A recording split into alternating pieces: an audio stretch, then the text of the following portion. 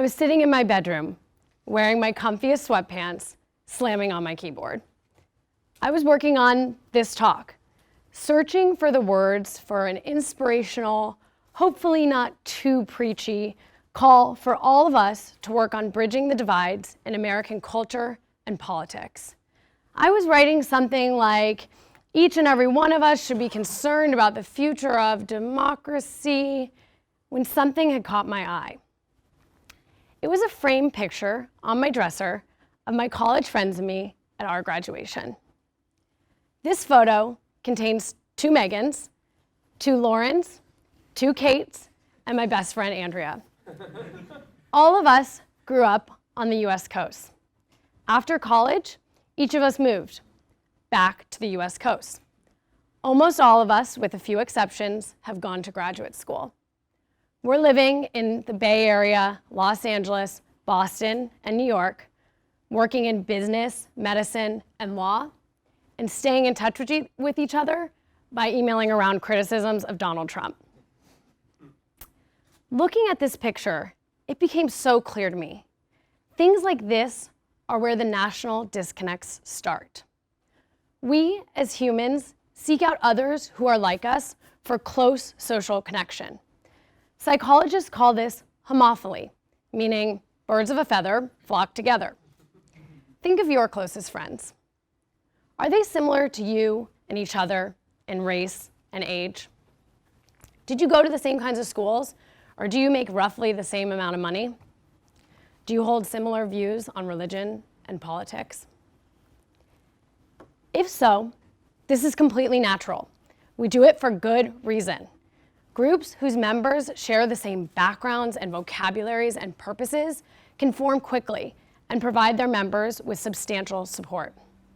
For minority groups, bonding together like this can be particularly valuable because it affirms a sense of identity and increases collective resources in the face of oppression. So, some of this is good, but our society has overshot the mark. We live today with levels of disconnectedness and division that are not the result only of proverbial birds of a feather flocking together, but also of insidious institution-level forces that have separated us to the point where different Americans often see each other as different species. For one, there's the news media, which allows us to hear only one side of a story. I know I indulge this opportunity, checking the New York Times homepage multiple times per day, but never watching Fox News. Also, we're divided by where we live, segregated along both racial and economic lines. This story is told by the Jefferson counties. Jefferson County, Mississippi is 86% Black. Jefferson County, Missouri is 95% white. Stanford Business School graduates beeline to New York and San Francisco after graduation, whereas the average American lives within 18 miles of his or her mom.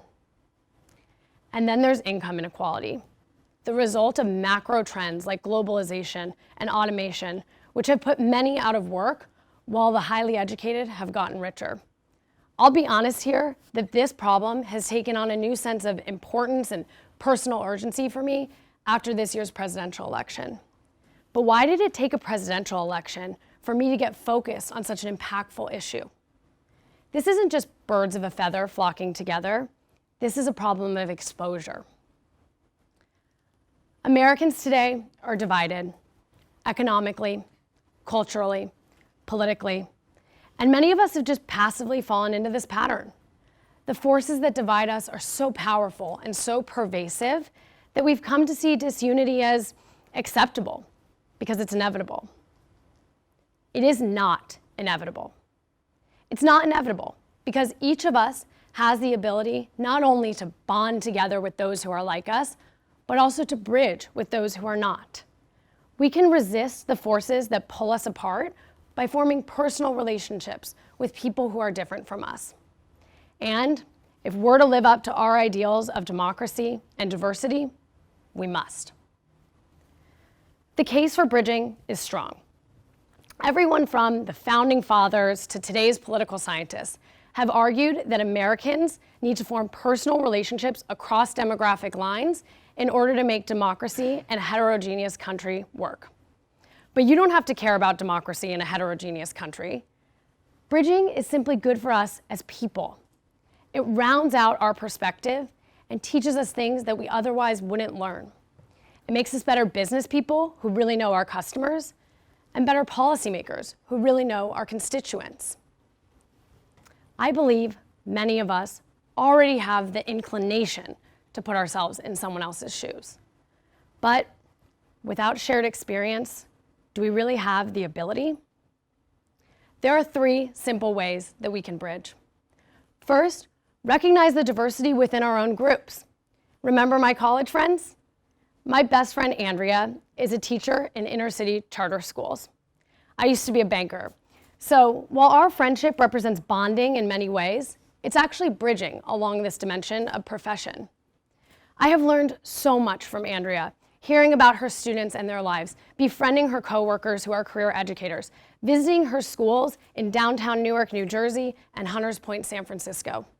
These experiences have given me an empathy for the challenges that low-income students in urban environments face, and this issue is now extremely important to me. We all have our Andreas who can show us something outside of our usual routine. Second, let's change the way we have conversations.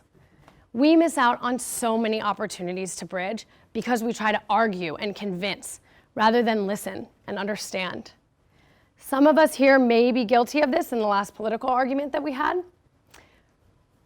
My mom, who's here today and appears to be crying, has another way.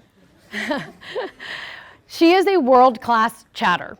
And we joke in our family that if you leave her alone in a grocery store line for even a few minutes, she'll know the life story of the person standing next to her and the cashier by the time you get back. This daily practice prepares her well for more meaningful bridging relationships. She was an effective advocate for adolescents in the foster care system and is a fantastic psychologist for mentally ill individuals because she listens and empathizes and keeps an open mind. My mom's interpersonal relationships broaden her exposure, giving her a well-tested yet ever-evolving view on the world. I aspire to that. Third, recognize the things in yourself that might be different to someone else and find ways to share it. My Jewish friends are great at this. They've invited me to Shabbat dinners and Yom Kippur break fast. And these have been experiences to share in their cultures that I've treasured. If this sounds a little awkward or uncomfortable to you, take heart in the fact that Samantha Powers, the former US representative to the United Nations, befriended her Russian counterpart and frequent opponent by taking him to theater performances in Central Park or Knicks games in Madison Square Garden when he was in New York for UN meetings. If she can manage to do this, we should be excited to welcome others into our world. These steps may seem small, but that's the point. Our society can be transformed through individual relationships. These relationships are ends in and of themselves, as well as means to more informed and compassionate policymaking and business practices. The sooner we start bridging, the sooner this becomes a habit, even a way of life. Imagine the possibilities when each of us applies our creativity and ingenuity towards understanding people who look and think and live differently from us. With more of us building bridges, the prospects for a more united future are great. Thank you.